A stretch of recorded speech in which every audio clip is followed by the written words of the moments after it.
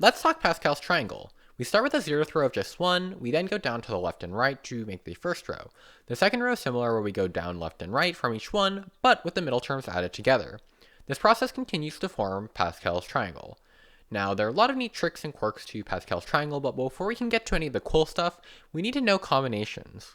Combinations, or the choose function where we do n choose k in any of these notations, is equal to n factorial over n minus k factorial. And as a quick reminder, factorials multiply down from their number, so 5 factorial is 5 times 4 times 3 times 2 times 1 equals 120. They're used to find the order of things. So, lining up 5 water bottles on a shelf, there are 5 ways to pick the first, 4 ways to pick the second, and they get multiplied down from there. Now that I've shown you what combinations are, let me show you why they are useful.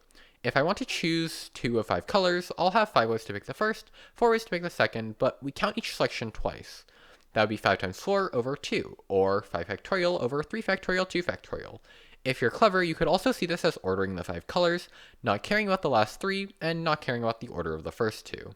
Combinations and Pascal's triangle are two concepts that have some really neat consequences, but because I don't have all the time in the world, I'll just give you the relation between the two for now.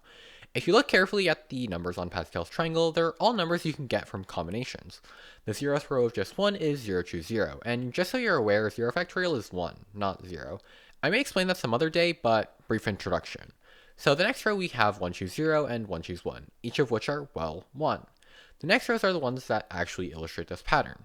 2 choose 0 is 1, 2 choose 1 is 2, 2 choose 2 is 1, 3 choose 0 is 1, 3 choose 1 is 3, 3 choose 2 is 3, and 3 choose 3 is 1. The pattern kind of just continues on just like that, and although I would explain why, there are too many possible explanations. That is the whole reason this is a brief introduction and not a full rundown. I'll be going through a lot of the different ways to view it with a lot of overlap, but I think this is a good starting point for now. I hope you enjoyed, and stay tuned for more.